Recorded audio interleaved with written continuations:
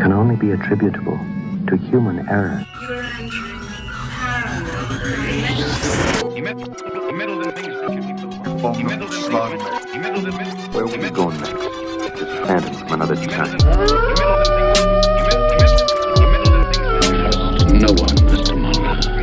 That's it, man. Game over, man. Game over.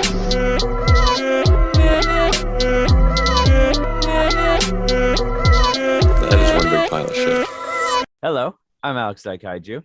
I'm Jasmine with I'm Eli Watson. And we are... Cryptid Campfire. Woohoo! Happy Halloween, everybody. It's Halloween week. This episode is releasing a couple days before Halloween. And we celebrated Halloween by actually going to Halloween Horror Nights at Universal Studios with each other a couple weeks ago. We went pretty early. Didn't we go last month? Yes. In September, but it was still fun. It was great. We really enjoyed it. We made a little vlog. It should be out now, so you can go watch that. I'm also wearing a skeleton shirt today, and I have a little skull and crossbone earrings to celebrate. So, do you guys have any Halloween plans? What are you doing for Halloween? Maybe buy my own bag of candy and maybe watch some spooky movies. I can't think that far in advance. So It's only like a week and a half away.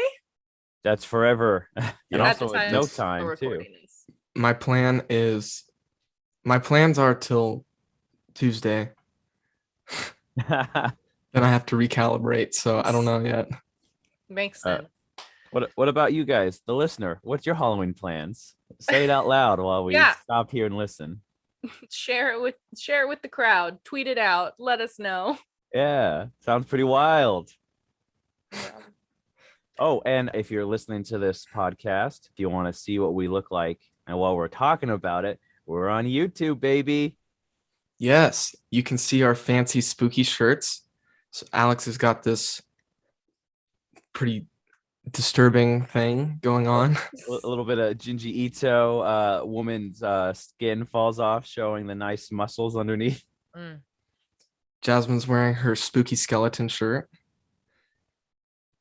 And I'm wearing a Nashville shirt because there's nothing scarier than the state of country music today. Ooh. Oh man, that's funny. Well, we're continuing our world tour today. We're still trotting around the globe, looking at some international cryptids, legends, and stories and whatnot. Our main story that we're going to be talking about today does take place in Afghanistan. We're exiting Africa and we're heading up into the Middle East. And even though the story does take place in Afghanistan, we'll probably be jumping around a little bit, like to some US stories and things like that as we go through this episode. But like I said, to start off, we're in Afghanistan. And I had never heard of this until Afghanistan? No, No, I'm joking. Yeah, it's kind of crazy. A new little place just popped up. no. Kind of happening. This cryptid, this creature that we're going to be talking about today, that is known as the Giant of Kandahar. Had never heard of it, had never heard the story, learned about it for the first time while researching this episode, so I'm excited to talk about it. It's a pretty concise story. Like, I feel like anywhere you read about it, it's got all of the same information, like the facts and the details are pretty consistent. So the Giant of Kandahar, we've got a 12 to 15 foot tall, 1,100 pound, red-headed, six-digited, double-toothed humanoid. Also coined a blade-wielding biblical giant. Wore canvas or animal hide covers to protect its feet like moccasins, and apparently smelled like dead bodies, and then also had fungi-like bulky growths on its nails. Ew. So keep that image in mind as you listen to the encounter that happened in a remote location in Kandahar, Afghanistan. The cold hard facts about the Giant of Kandahar. The year was 2002. Remote location, Kandahar, Afghanistan. There was a special ops task force that was sent out to look for a missing U.S. Army squad, okay? So they're trekking along on a mountain trail and they arrive at a large cave surrounded by broken military equipment, gear, and supposedly fragments of broken bones. So, as they prepare to enter the cave to see what's going on, to see if they can find the missing troops, either a giant spear came flying out of the cave opening, Whoa. or a giant came out of the cave holding a giant spear, which then impaled a man only identified as Dan. Dan, no. And then the rest of the squad started to get attacked. So they start to shoot this giant, which I described earlier, for like a full 30 seconds. They're firing on this creature until it's finally brought down. And then after being killed, the giant's body was whisked away by a transport aircraft and hidden away from public view. And that, my friends, is about all you'll find on the Giant of Kandahar story. Like, those are the facts of the encounter. Yeah, that's like the kind of quick version of it. And I wanted to kind of, I didn't know when to add this, but I was thinking about it. So Team of Special Forces, they have about 30 seconds of continuous fire. Mm-hmm. So I wanted to do something with you guys, especially since Jasmine, you're an actor. Eli, you've dabbled in acting. So this might be a fun exercise. I'm nervous. No, don't be nervous. So just imagine it. It's the three of us. We're in Afghanistan. The heat's coming down on us. We've been away from home for months, and we get the call. This is the last mission before we can get home. The colonels are sworn. One more mission, boys. You need to get home. And get out of this hell. We're at the entrance of a cave. We got between us M4 submachine guns, recon carbines, which are semi-automatic rifles, .50 BMG Barrett sniper rifles. And in 3, 2, 1, a giant comes out of the cave. All right, guys, I'm starting the timer. Load up your weapons. 30 seconds. Go. Bang, bang. Boom, boom, Yeah, boom. a giant. We got 5 seconds to fire so far. Keep shooting, guys. Can we put It's this been on about YouTube? 7 seconds, and we're still firing our M4 submachine guns and our recon carbines. It's been 15 seconds. Keep firing, guys. Oh This my God. giant's going. It's been about 20 seconds. Get those sniper rifles in here now. Go, go, go. Bullets are 5, flying. 4, Blood is raining. 3, 2, 1. Boom, boom, boom, boom. He's down. Oh my gosh. We did it. We took down the Giant of Kandahar We did. It took a long time. 30 seconds is a long time. of just continuous fire. Mm-hmm. Yeah. So, and then the story is they loaded up the body, which what's left at this point? Okay. There is actually quite a bit more information on this story out there, and I will share that with you because not everything you guys said is wrong, but in fact, a lot of what you guys said is correct. But it's just, there's more to the story. So the story originally came out, I'm not sure what year, but it broke the internet when it appeared 2016 on Coast to Coast. I think so.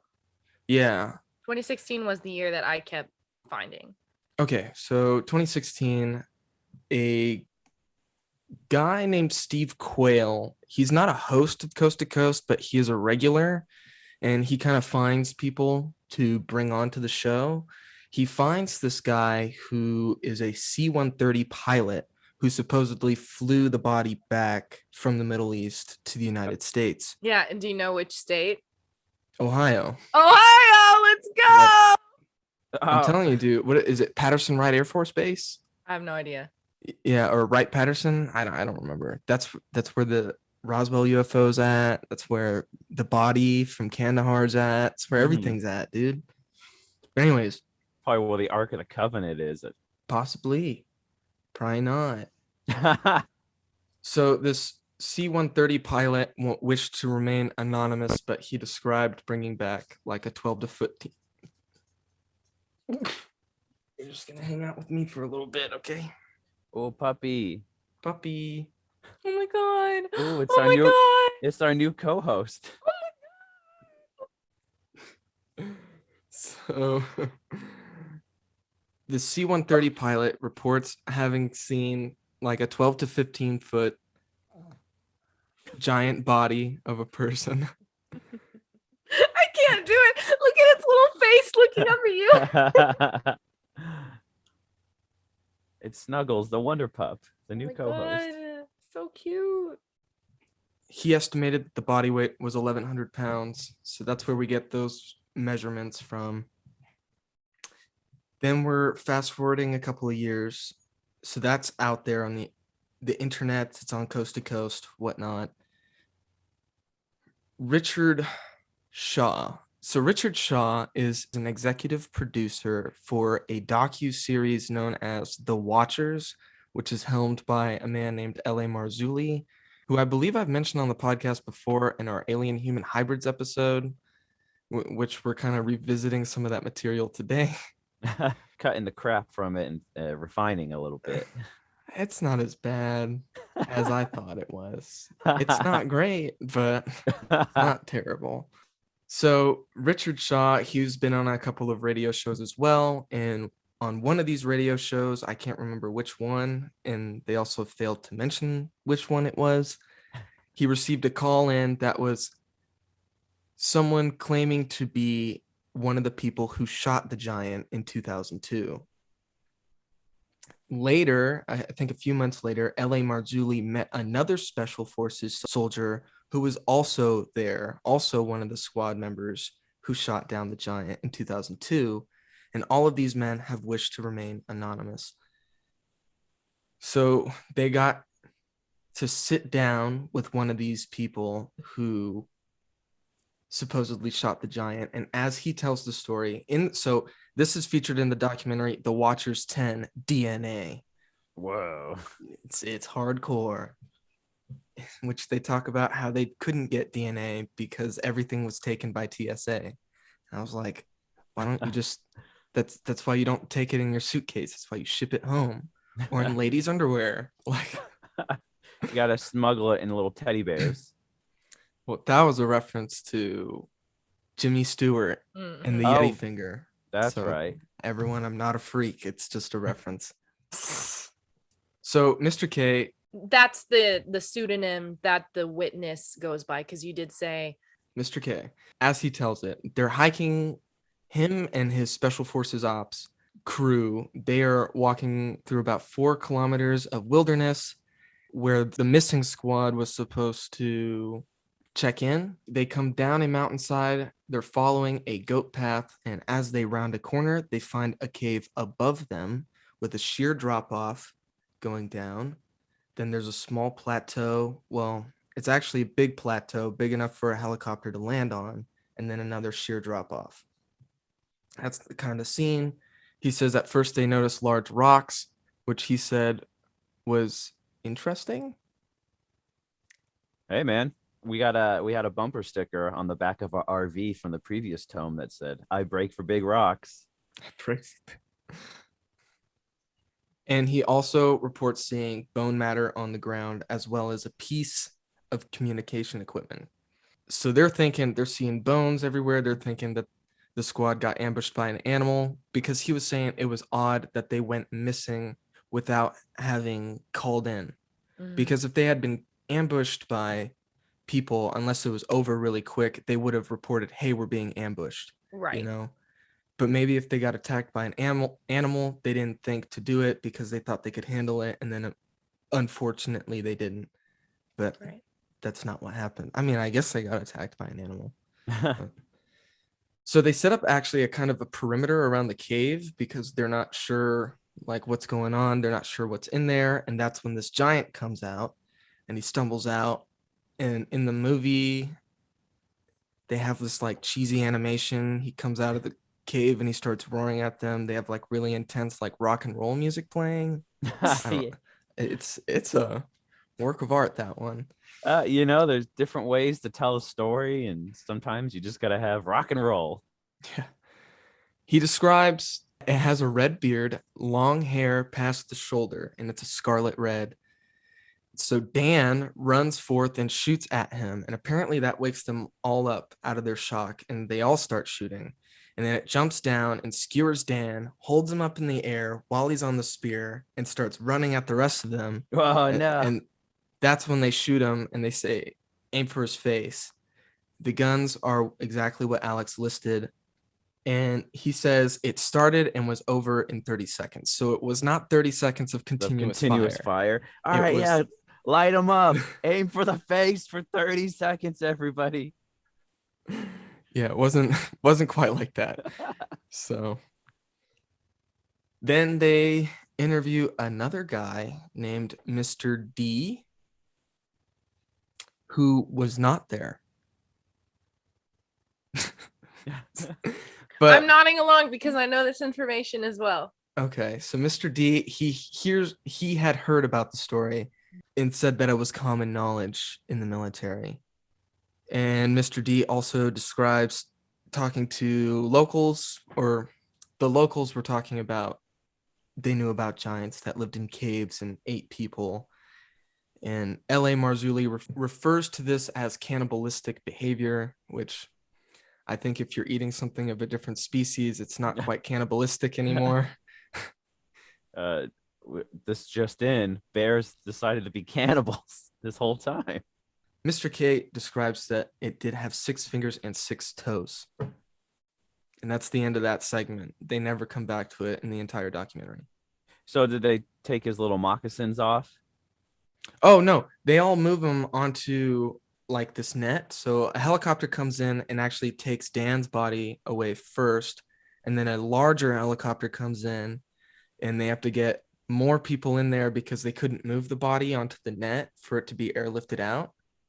So they did that, airlifted him out, took it to a base, and that's when that C-130 pilot story comes in that took him to the States and whatnot. That's wild. It's generally regarded as a hoax. And I was reading Snopes. Snopes has a little article on it. And they pulled up from the Department of Defense, where apparently all military casualties are listed, that there was a Daniel who died in Afghanistan in Kandahar in 2002, along with 3 others. And the official listing says that they were involved in the removal of explosives. So it was an accident. Of course, if it was a cover-up, it wouldn't say that they got into a skirmish with a giant, you know? Exactly. You can't put down on official military paperwork Daniel's cause of death, skewered by a giant, held up in the sun, and thrown at his compatriots. Yeah. Yeah, exactly.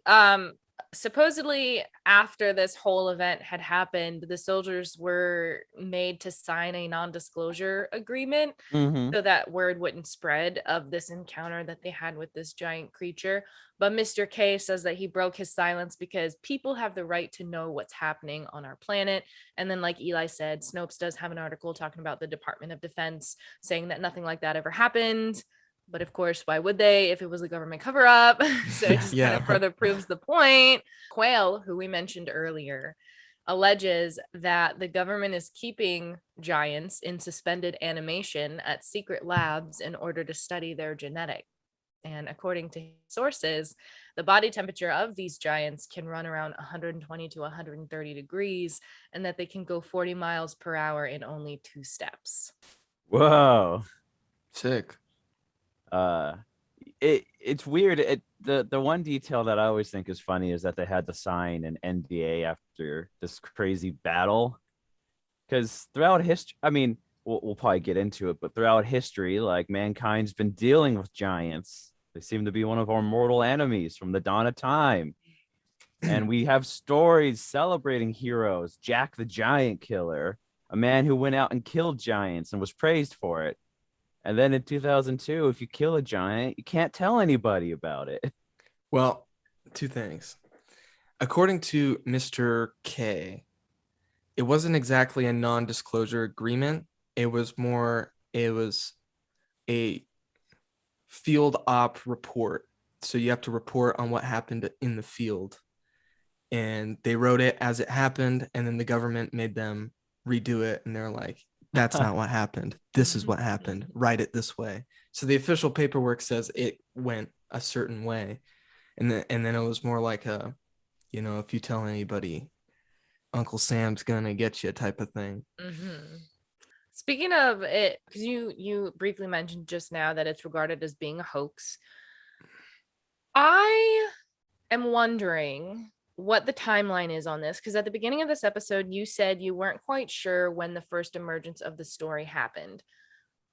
My impression of all of this was that L.A. Marzulli was the first person to break the story in 2016.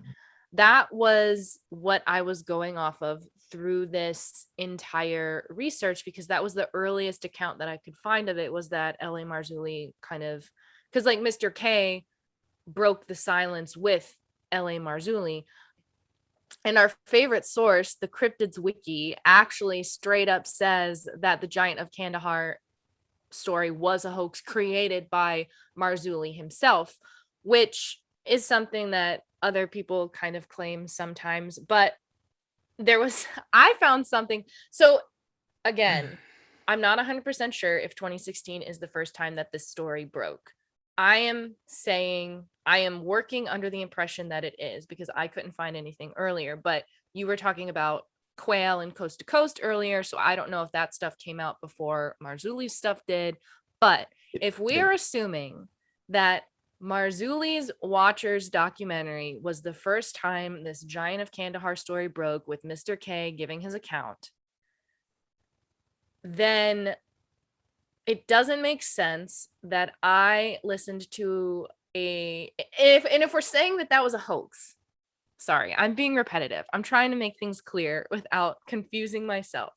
We're seeing a live action of how Jasmine's brain works. You are. So, if the first emergence of this story happened with L.A. Marzulli in 2016, and it's supposed to be, and it's a hoax by Marzulli in 2016, that doesn't make sense, because I have an account from, I believe his name is Jack. Is it Jack? John. YouTuber storyteller John Allen, aka Mr. Ballin. He was a Navy SEAL, and he found himself deployed in Afghanistan in 2014. And while he was there, he had been talking with people that, his fellow soldiers and whatever. They were around this cave system, and he was talking about how creepy the caves were, and discussing with his team about the dangers of people hiding in them, and like how they could be ambushed and everything like that. And as we're kind of just talking about the general creepiness of this cave, his interpreter was like, what's really creepy is, and then told the story of the Giant of Kandahar. So in his video, he calls the case fairly well documented, then quickly silenced. And he didn't really believe it when he first heard it in 2014. And then he researched it more in 2020, which is where he then found all of L.A. Marzulli's stuff and everything like that. So if John Allen, he was a Navy SEAL, this is fact. I think it was 2014 that he found himself deployed to Afghanistan, because that's what I read on the internet. If he heard it for the first time in 2014, but L.A. Marzulli didn't talk about it until 2016, then L.A. Marzulli couldn't have made it up himself if Mr. Ballin had heard about it in 2014. Do you get what I'm saying? Is this making sense? But again, yes, but it's also, sorry, Mr. D, the guy who was not there when it happened, reported having heard the story as early as 2003. So it was just, it's common knowledge among the military. So, but as far as the coast to coast, because coast to coast is when it first appeared, I don't think it appeared in 2016. That's when L.A. Marzulli's documentary came out, but in which L.A. Marzulli interviews George Norrie, the host of Coast to Coast, about his interview with the anonymous C-130 pilot. So I'm not sure when Steve Quayle got the anonymous pilot on the show, but it was prior to 2016. So But a again, lot of crossover. Well, Mr. Ballin, we thank you for your service. It's funny enough. I first found out about L.A. Marzulli, I think in 2016 also, Mm-hmm. but I didn't watch The Watchers 10. I watched The Watchers 1. L.A. Marzulli is a little bit of a controversial figure because, to put it bluntly, he's just kind of crazy. It's okay. I don't think he's going to come after us. I think he's too busy working on The Watchers like 11 through 20 right now. Well, what I was gonna say is I had a little disclaimer ready. As we start to talk about this story and where it came from and some of the names that come up in the research, we're just sharing information.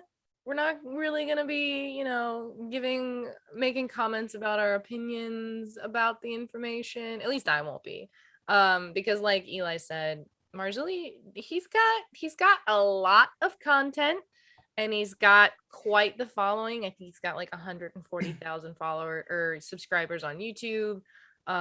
Lots of content. Like his name pops up in lots of places. Like you can find so many YouTube videos about him, and he's still currently uploading videos. Like you said, like his newest one titled. Actually, I don't want to spoil. I don't want to spoil anything, so I won't tell you the title. I had just a quick question going forward because I don't know too much about him. I think you know more, Eli. Is his name L.A., like just the initials, or is it short for anything? Oh, it's the initials. Oh, okay. I was just curious. His name could be like Louisiana Adam. Louisiana something. Adam, or maybe Nice. even Los Angeles himself. Los Angeles Marzulli. So L.A. Marzulli is he's famous for kind of promoting this theory. It's the Genesis 6 theory, which has been around longer than he has been around. Genesis 6 from a little book we call the Bible. Yeah, the Bible, Genesis 6, I think verse 4 references so Genesis 6 is the account of Noah's flood, but the first few verses take place before the flood, and it references that there was giants in those days and also in the days after. And what that means has been hotly debated, but some versions of the Bible, different translations, include the actual Hebrew word. Instead of giants, it includes the word Nephilim, or Nephilim as I say it. And again, no one really knows what that word means. It's been translated as giants before, and certainly in the context, because it's brought up a couple of times in the Bible, that's what it seems to be pointing at. And I'm not freshened up on the details, but you can actually track like bloodlines of the Nephilim in the Bible. It's like crazy stuff. And so like Goliath, who is the famous giant in the Bible, is supposedly in a bloodline of the Nephilim, explaining his height. And so L.A. Marzulli is also combining different folklore from around the world. So there's, the Epic of Gilgamesh. A lot of archaeologists relate him to a guy named Nimrod in the Bible, who was the guy who in charge of building the Tower of Babel, where he famously wanted to build a tower up to meet God. Apparently he was a Nephilim too. Yeah. Everyone's just a Nephilim. Everyone was getting in on that action back in the day. I can't remember. It's a New Testament book of the Bible, which quotes another book that is not included in the mainstream Bible called the Book of Enoch, which describes the Watchers and gets into everything with fallen angels coming down. So these would be not demons. This is separate from Satan's fall, right? So you would have Satan's fall happened, and then you would have another kind of group of angels that are called the fallen angels that came down to procreate with humans, so to speak, and thus create the Nephilim. And L.A. Marzulli kind of proposes that modern day UFOs and stuff like that are a modern day manifestation of that, because if it's an angel that can take different forms, right? So maybe nowadays they're taking the forms of aliens instead of whatever they were taking the form of back then. Yeah, the what angel wings and the halos. That was old school. So now they're like, we're gonna modernize it for humans. How about some gray aliens and flashy light UFOs, and we can abduct them too, and make a whole thing out of it. Maybe take cows too. Take cows. Oh, L.A. Marzulli also includes mythologies from Native Americans, where apparently there's reports of, red-haired giants who were also cannibals that they got into fights with. And I know, like, that is something that's interesting to me because some of those reports are actually attributed to Bigfoot. Mm-hmm. So I don't know where the crossover is at. Where does L.A. Marzulli sit on the Bigfoot issue? I don't know. Does he think Bigfoot's a Nephilim? Who knows? Yeah, Bigfoot, an angel from heaven. That's kind of the theory, right? Is questions, comments, concerns? Oh, it's just packed full of enough things to keep you interested. And there's a lot. There's so much. I ended up on a couple of like wackadoo websites where they were saying, in 2016, giants in Michigan were controlling the water supply for the entire United States. I'm like, where did you get that? I don't think that's even possible. How did the Giants get into administration? Just to kind of backtrack, I had mentioned earlier that L.A. Marzulli is still consistently uploading content to his YouTube channel, and I was going to mention a title, but I didn't want to spoil everything that Eli had just said. His most recent video was just uploaded yesterday. So like the day that we're recording this, he uploaded yesterday, and he might have even uploaded something today. But the last thing I saw, he's got a video titled On the Trail of the Nephilim, episode 24, which was just uploaded yesterday. So he's still trucking. It's not like this is somebody who just, said a bunch of stuff 10 years ago or whatever, and like the research is just sitting. Like he is actively on this theory, this trail, this idea. Yeah.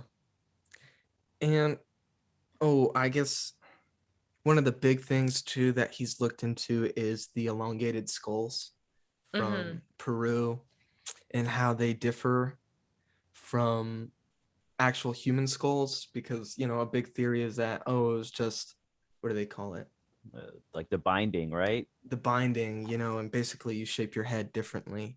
There's people who have done that throughout history, but he's saying that that's not possible because we have what's called sutures on our head, which are basically like lines.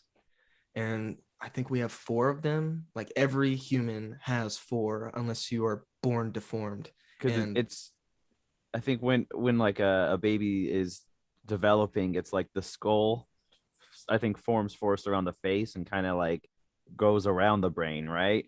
And that's where the sutures, because they interlock. So it's like a flower closing around the brain into a skull. Yeah. But these elongated skulls only have 3, so it doesn't match.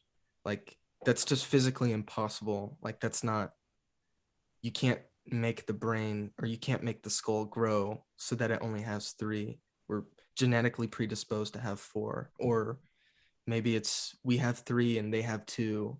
Whatever it is, the elongated skulls have 1 less, supposedly. Well, he shows it. But I don't really believe everything he says, because he also said that he found an image of a giant from Catalina that has 6 fingers, and it clearly only has 5. So, the other one fell off. well, I don't know. I think the hand is like this in the picture. I don't know like this. And so I think he's looking at it and he's counting the thumb as like a 5th finger, like this, but it's a thumb. It's the thumb. Everything that we just talked about is mostly theory. I mean, you just mentioned that he shows a photo of a skeleton that supposedly has 6 digits, but when you look at it, it literally doesn't. There's another guy that I read about. His name's Hugh Newman. He's the co-author of a book called Giants on Record: America's Hidden History, Secrets in the mounds and the Smithsonian files. He says that there are reputable accounts of giants that come from all over the world. So like I guess with the Nephilim theory, are we saying that the Nephilim have survived that long, or just that they're still here, like that they're still breeding and there's still a population? Like, I'm not sure. I think what that's the stance is. I think that's the theory is that there's still some Nephilim from like back in the Biblical day times. that continuing their bloodlines but like I assume the DNA starts get watering down with each generation as it passes down. So maybe like back in the day, if you're Nephilim, you're like 15 feet tall and a god. Like this is awesome. Like, and then nowadays, if you're Nephilim, you're like 6'5". Yeah, 200 pounds maybe. Well, Because the thing is, the reason I asked that is because in our like normal cryptid episodes, a lot of the theories are, oh, it's a prehistoric creature that has survived this long that we just lost track of. So like, is that also the Nephilim? Like, Maybe. is that what's happening? well, yes, because I think he did this whole like wild tracking down to where the Nephilim spread out over the world, and he attributes things like Stonehenge to being creations of the Nephilim. And then moving over to the United States, the Native Americans, or not the United States, but the Americas, and the Native Americans fought with them, this, that, and the other. So he posits that some of them, that they're not around anymore, or if they are, they're not in as great numbers. Like there's small populations in places like remote areas of Afghanistan. But he's also talking about how aliens are the modern day manifestation of these fallen angels. So they're also being created now. So they're both old and have survived this long, but also new ones are being created. Gotcha. And then you have to start breaking down like, well, what's an angel and an alien? Because if they are just alien, it's like, oh well, is heaven a UFO? And fancy technology to us is just ethereal magic, or Bigfoot's. I mean, who knows? Maybe God's a Bigfoot. You get up to heaven and just big hairy guy. Hot take. Yeah. This whole time, the reason we're on Earth is to try to find our Lord and Savior Bigfoot. Oh man. Well, the reason I brought up Hugh Newman is because, again, in a lot of our normal episodes, we want to talk about proof. We want to talk about evidence and physical evidence. And you said his name is Hugh Newman? Yes. If you switch his name around, it's New Human. Nephilim confirmed. Oh, it's just like when Dracula, when he's like, I'm going to go amongst the mortals, I'll be Alucard. They'll never know who I am. Sorry. Anyway, you want to know where the bones are, or why we don't have any? Let me give you some info. So, first of all, fun fact: there was an genetically distinct subspecies of Homo sapiens that were discovered about just a decade ago in a Denisova cave in Siberia. And they lived from 50,000 to 300,000. That's a big range years ago, and are known to be very, very tall, says Newman. And that's just kind of like a little fun fact. Newman says that anywhere from around 1000 BC to 900 AD, again, a big range, giants between 7 and 18 feet tall were walking the earth. That's a big range too. Yeah. He did say average was 14 feet. 18 is like the highest end, 7 is like the lowest, but average 14 feet. And he explains that we can't get access to many bones or DNA because of the Native American Grave Protection and Repatriation Act. Repatriation? What is it? Repatriation? Yeah, that. And so, don't laugh at me because I pronounced something wrong. Hey, you laughed at me for saying Tanzania. I did. Yeah, you roasted them pretty bad over that one. I think that's a little different though. How so? How is it different for Eli messing up that word and me messing up this word? Yeah. Because that's a country that most people have heard of, and this is a word that is scientific and I have never heard of. And that is how we define perception of the world, people. Anyway, so since 1990, it's been almost impossible to gain access to anything to actually do tests. It's one of the reasons he calls his book Giants on Record, because he has to use the records as evidence rather than the actual bones, even though we have many, many academics who actually dug them up and reported them. Talking about aliens earlier, Newman personally doesn't think that the giants are alien human hybrids or anything like that. But if you look into legends and oral traditions of the Native Americans, you'll find accounts of them interbreeding with the star people or people from the sky. And so he says, I just have a little bit more information to share from this guy. So most of the accounts in North America. So again, we started off in Afghanistan, but now we're kind of talking about North America. Because in this interview that Hugh Newman did, he was asked, where did the giants roam? Like, if there were giants on Earth this many years ago, like, where were they? And so he says that most of the accounts in North America have to do with the mound culture, in which North American communities over a 5,000 year period built earthen mounds for ceremonial and elite residential purposes. And this was based around the Ohio Valley, down the Mississippi River, and splitting into different parts of the country. And I wanted to bring this up again because we're talking about Ohio. And then he just lists a whole bunch of different mound cultures that existed in different years, going all the way back to 4000 BC. And he says that we have very early evidence of giants in the Southwest that have nothing to do with the mound culture. He says we've got red-haired mummies found in Lovelock Cave in Nevada, discovered in 1911 and corresponding to Paiute oral history about a tribe of giant cannibals. He also says that also down that way, you've got the Spirit Cave mummy, which was discovered in 1940 east of Fallon, Nevada, and linked by DNA to the Fallon Paiute Shoshone tribe, which is known to be 9,000 or 10,000 years old. I looked very briefly into the Spirit Cave mummy because I'm like, okay, is this mummy a giant? Like, how tall is it? And I couldn't find how tall it was, so I don't know. But he also says Ross Hamilton, who he calls the godfather of giantology, was in touch with a Native American scholar and activist named Divine Deloria Jr., who had access to all these elders who shared their stories going far back 12,000 to 13,000 years ago. And they've got stories of mammoths hanging out with giant humans. And they say that even they would herd mammoths like we herd cattle. Whoa. He's got 1,500 newspaper accounts in North America of giant bones and skeletons being unearthed, 17 accounts of 7 to 8 foot giants in the Smithsonian's own scientific annual reports. The Maryland Academy of Science is talking about 9-foot giants. We have universities in Texas finding 36-inch circumference skulls and so on. And so he says, there's too much data to ignore that this is reality, and the people who try to tell us that this is all sensational newspaper stories or exaggerated measurements are completely wrong.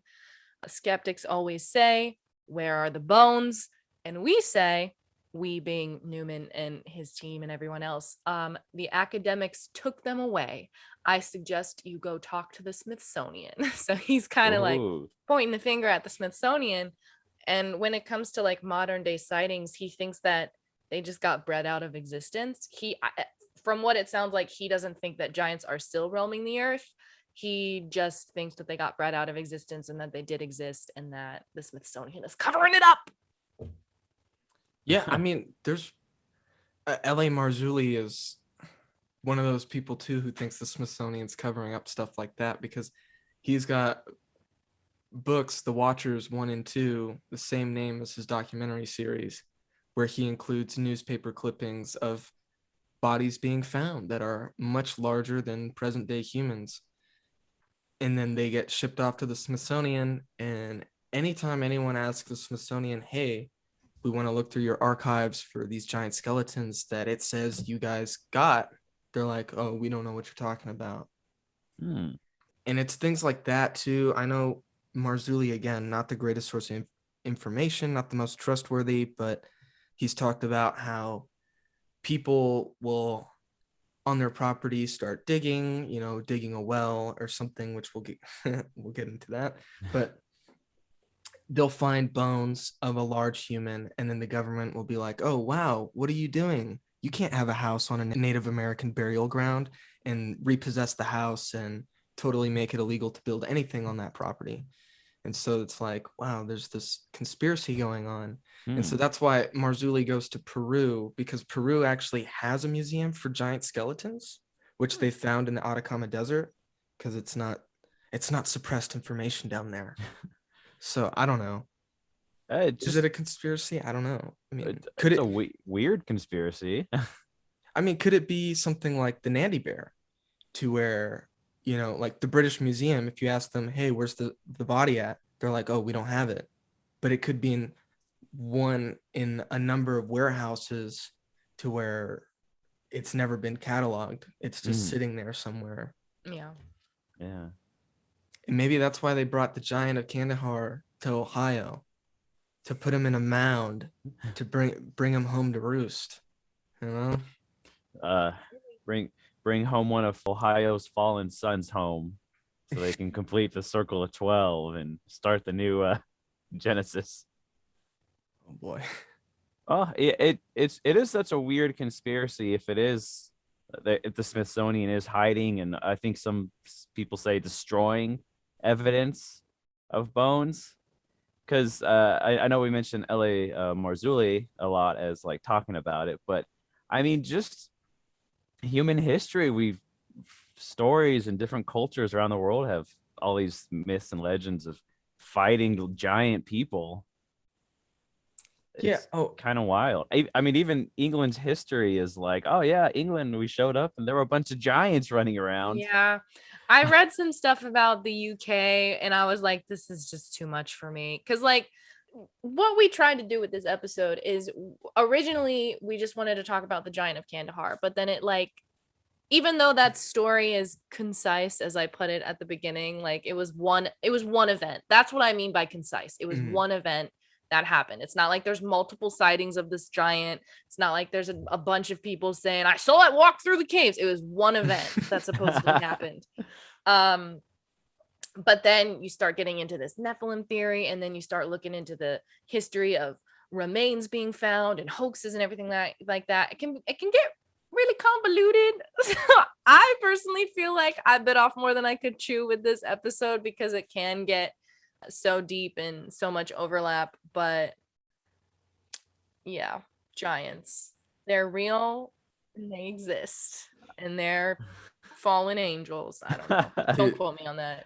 Dude, yeah, the whole giant topic is so complicated, and to complicate it even further, Alex, I really want to address this, because you're like, this is a wild conspiracy theory. Going back to the Watchers 10 DNA, Mr. D, the guy who was not there but said it was common knowledge, discusses and says the reason that it was a suppressed story, and why they might be suppressing these other finds, is that it goes against the atheistic narrative. Like, basically, if it proves that an aspect of the Bible is true, they're gonna cover it up, because they're currently trying to destroy religion or remove it from public consciousness,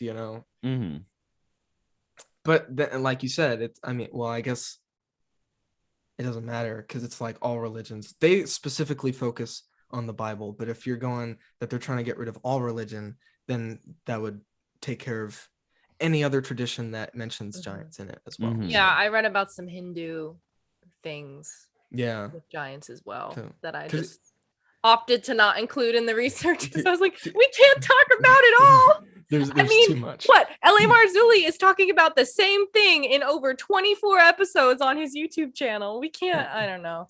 Get ready, because we're about to follow in his footsteps. No, that's just what we become. We just become a podcast that just talks about giants. Just giants. Giants. Yeah. I mean, I don't know. I guess the crazy thing is, because we're sitting here talking about, oh, they could be the Nephilim or it could be aliens, but giants are real. We have giant people that we have photographs and video and are still alive today. It's true. The NBA. It's true. It's, when they talk about going into like the promised land and it just being filled with giant people, that's the NBA. Yeah. Imagine just walking in and just like, all right, now you guys go fight the Chicago Bulls. Now, that is a great point. And I did read something. I did not keep it in my notes. I don't remember who said it, so I apologize. But somebody in the research I read who wasn't a skeptic in terms of these giant people never existed, but is more so a skeptic in the fact that all people were this big at one point or this tall at one point. Wow. This person was like, think about it. If years from now someone uncovers the bones and the skeleton of an NBA player, they're going to assume that all people from that time period were that tall, and that's not true. That's not what the fact is.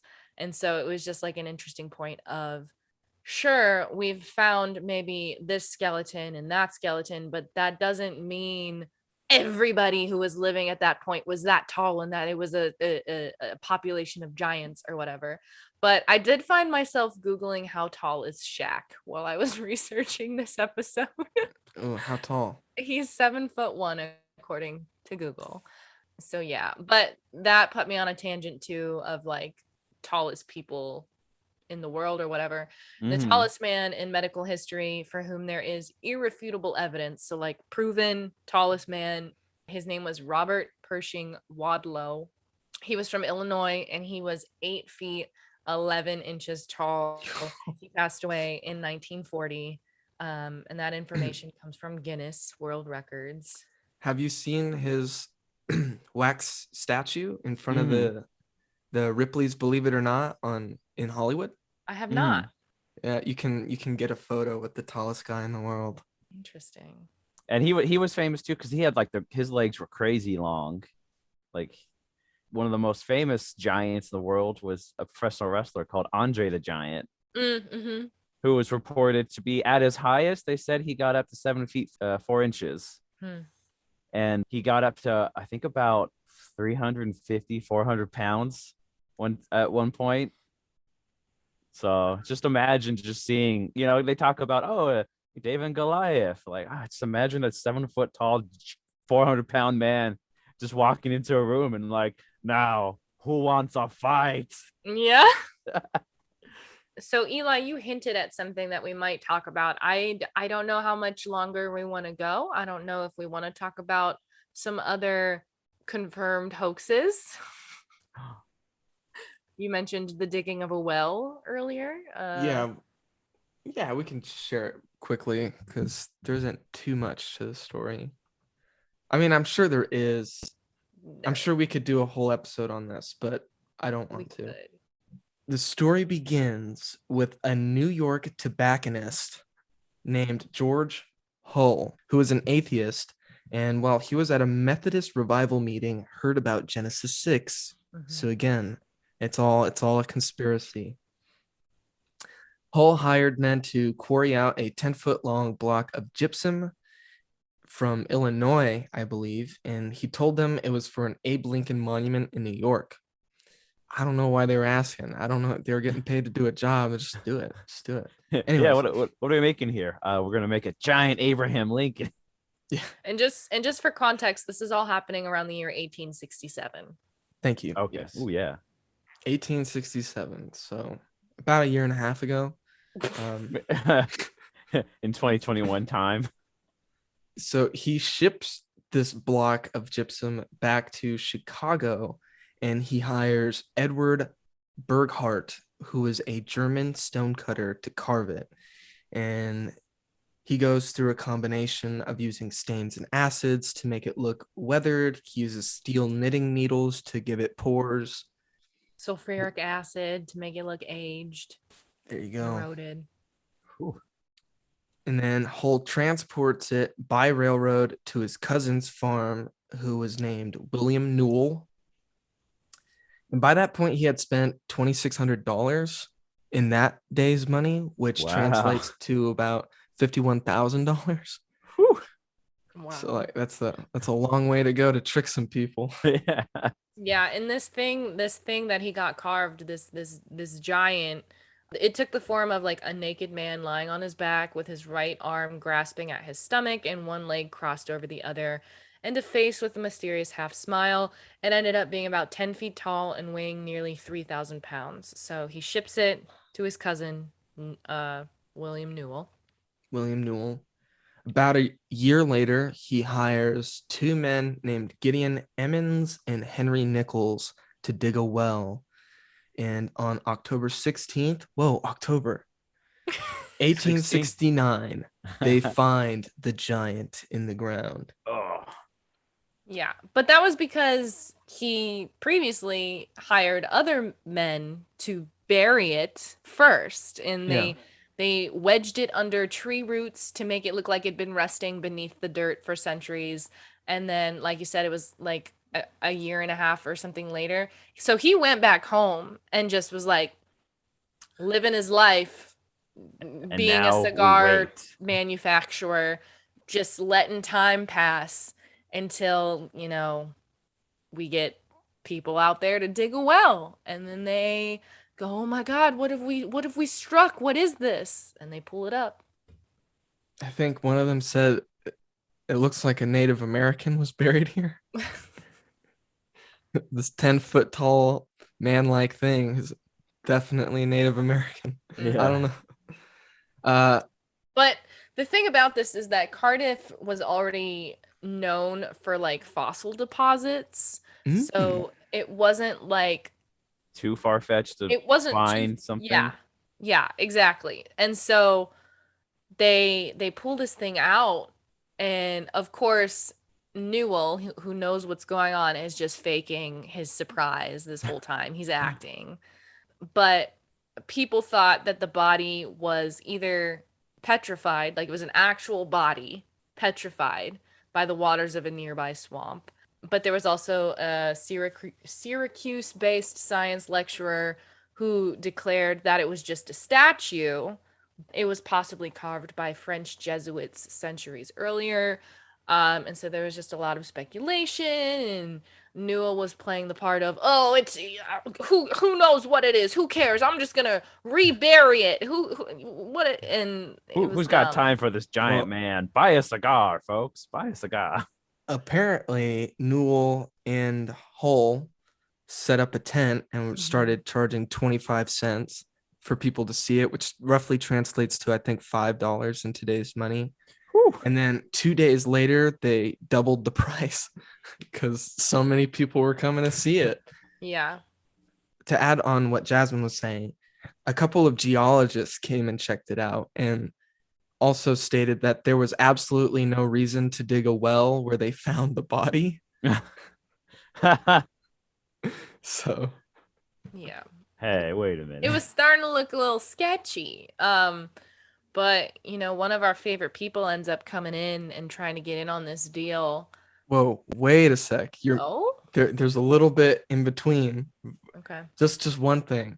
So apparently a group of 5 men from New York, headed by a man named David Hannum, bought the giant off of Hull for $23,000 in that day's money, which is $471,000. So Hull definitely made his money back and then some. Yeah, damn. And that's when the giant moved to Syracuse, New York, and it drew so many people that Our good buddy P.T. Barnum wanted in on this. He kicked in the door with his menagerie of singing freaks, and they started singing and dancing all over the place. Well, he tried to buy it. Like, he wanted to buy the actual thing, but he was turned down. And so, he was like, well, you know what? I'll make my own. And so he got a sculptor to build an exact replica, which he began displaying at a Manhattan museum, claiming it was the real thing. Yeah. Did you get how much he offered for it? I did not. $50,000, which would have been like over $1 million in today's money. And Wow. yeah, and to add just the one thing I thought it was kind of cool, the sculptor he got actually snuck in and made a wax mold of the original giant's head, like covertly. Mm-hmm. So it was like an exact replica. Interesting. That's wild. But yeah, Barnum basically did the same thing, drew crowds in, was charging people to come see it. What is it? Is it a statue? Is it petrification? Is it a fraud? What is it? What is it? Come take a gander. A frog, eh? And then what'd you say? A frog? Frog? Yeah. I said fraud. Oh, I thought come on, everyone, check it out. A statue, a man, a frog. Who knows? Oh, Fraud. wow. He was selling everything. With Wow. a D. Oh, Lord. Fraud. But his thing drew crowds and actually outsold the original. Really? Yeah. No way.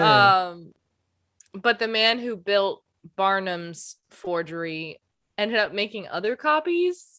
And by the end of the year, there was like a half dozen Cardiff Giants being exhibited around the country.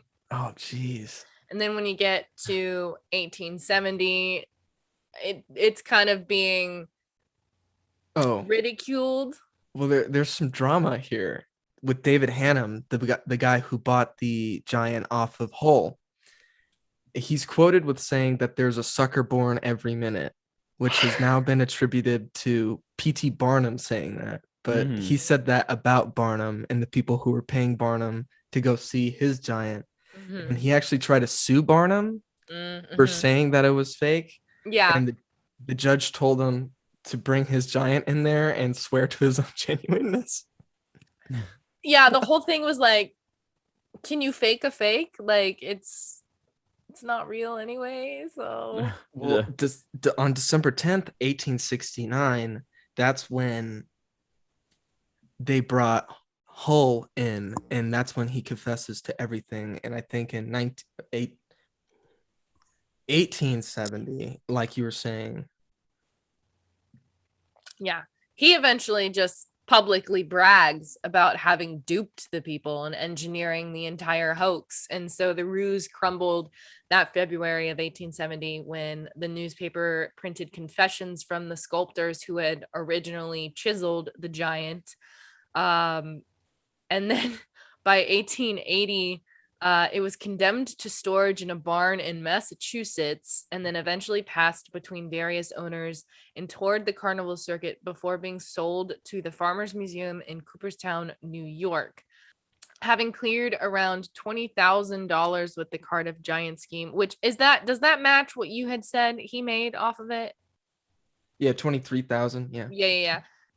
He tried again in 1877 by building a 7-foot tall giant with a tail and burying it in Colorado. No one really fell for that one, and he was exposed. And so he lost a lot of money, and then died in obscurity in 1902, but still proud of fooling the world with the Cardiff Giant. So I'm not sure. I think it's still probably at that museum in Cooperstown, New York then, because I've seen pictures of it, I think. Yeah, I don't know. I read that there was a replica displayed at the Fort Museum in Frontier Village in Fort Dodge, Iowa. Okay. I mean, if there's like 6 or 7 copies at one point, yeah, kind of roaming around, who knows? Yeah. How can you authenticate the original fake? It's crazy that the man captured lightning in a bottle by just like, I'm gonna make a statue of a giant man, I'm gonna bury it, come back a year later, and the world was ablaze. People had Cardiff Giant fever. Yeah, people putting down that money, but then he tried to do it again a couple years later and failed horribly. Yeah, and the thing about it too is like there's been so many other hoaxes They're not to the extent that they were back in the 1800s because we have the internet now. So most of the hoaxes that come to light in modern day are like internet digitally altered ones. And how can you believe anything? You know, like Hugh Newman was saying, where are the bones? We've only got the records. Where are the bones? Yeah, new human. I'm Yeah. on to you. Hello, my fellow mammals. Where are these bones? Yeah, I don't know, dude. The giant thing is so interesting, but there's so much. There's so much on it. There's a lot. And it offers us a little glimpse into how humans capitalize on things, because God. in 1868, guy makes a Cardiff statue, and then replicas start being made everywhere. And nowadays, you can't post a picture of your own podcast without people making fake T-shirts of it. Oh my gosh. And that happened so early on too. When we Mhm. released our first ever Cryptid Campfire t-shirt, it was like same week, wasn't it? That It was we before we even got our shirts made. You know Mhm. what? That's true.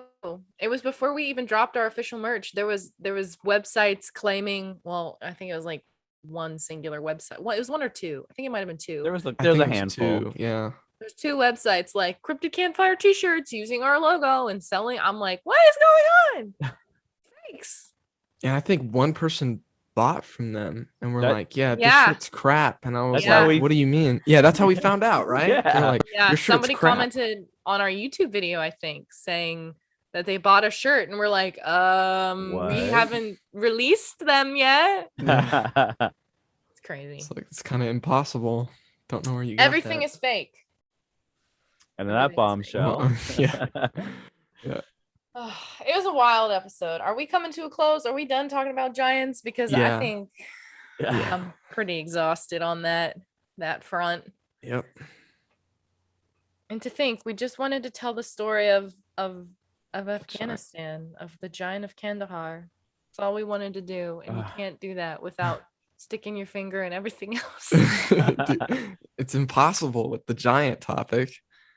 Ugh, Just as impossible as 30 seconds of continuous gunfire. yeah, but that's why we're your entry point, guys. That's why we introduce you to things, and then you can take it and run.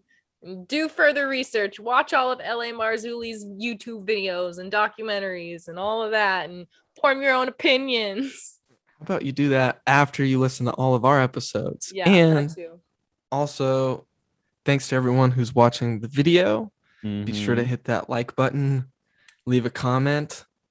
Ooh, subscribe too. Subscribe. Tell us what you think about L.A. Marzulli, P.T. Barnum, The Greatest Showman. You know, all of that as separate comments. So it helps us rank better. On top of that, check out our website, cryptidcampfire.com. You can get yourself those t-shirts we were just talking about. We have 2 designs out now. Oh yeah. Follow us on social media. That's at Cryptid Campfire on Instagram, Facebook, and Twitter. I'm gonna be honest, I have not checked Twitter in so long. So if you tweet at us and we don't respond, I'm sorry. You can tweet us individually too. That is true. I also don't check my personal Twitter. The 1-2 punch. 1-2 punch. But tweet Alex and Jasmine, they'll get back to you. Maybe. And if you've done all those things, consider subscribing to us on Patreon. $5 a month. It gets you access to exclusive episodes as well as wallpapers designed by our very own Alex Daikaiju. Yeah, we have a cool kind of dinosaur-inspired piece this month. If you want to see the glorious detail, check out that Patreon. Come on now. And if you want to see some of Alex's other work, how can we do that?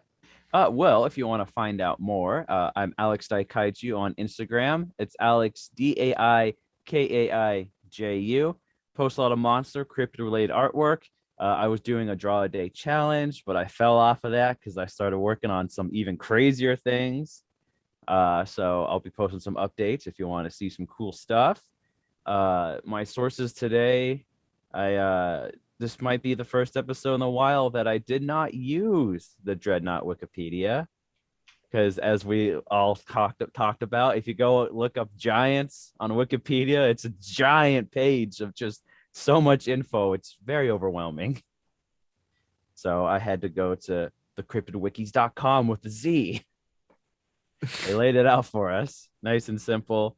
I used historicmysteries.com, answersingenesis.com, desertsun.com, and cbr.com. Oh, and I also looked at bibliotechapleiades.net. It's kind of a tough one.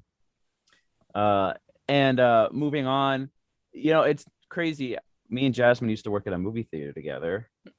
Eli was there too. Well, Eli was there too. And we were in back bar one time. I remember Jasmine, I'll never forget, she said, if I had one opportunity, I'd like to just punch the whole world right in the jaw. I said, wow, Jasmine, tell us more about that. Explain yourself. I don't think I ever said that. Don't spread lies. Might have been someone else. Well, here's Jasmine May with. Wait, do you think I really said that? That wasn't just a fictional segue? You think that I was really me? It could have been.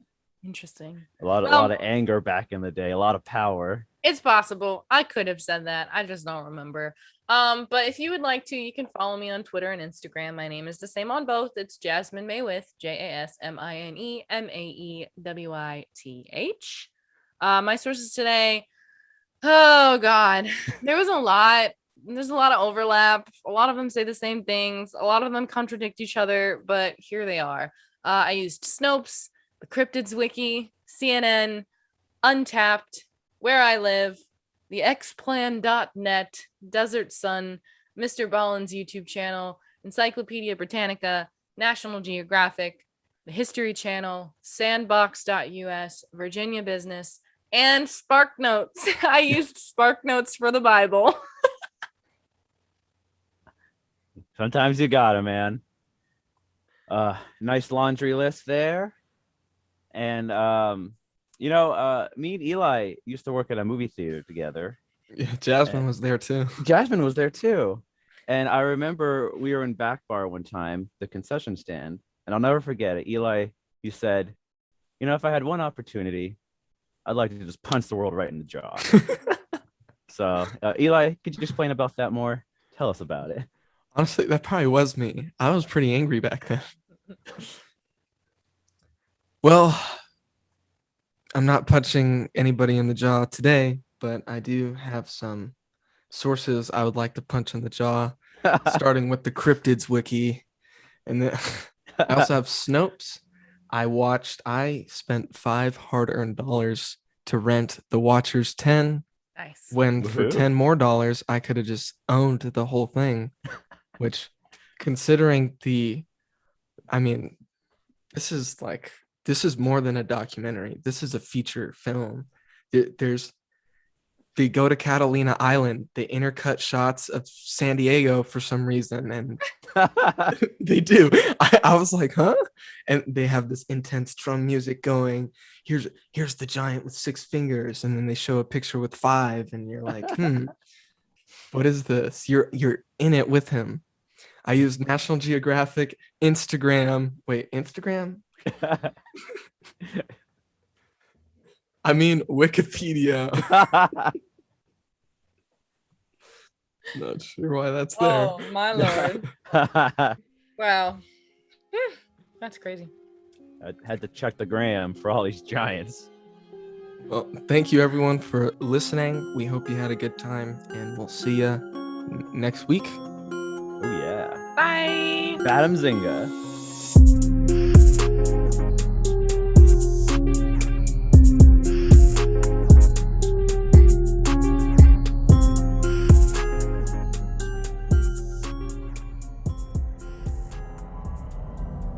This podcast is a part of Straight Up Strange Productions. Discover more shows like this one at straightupstrange.com.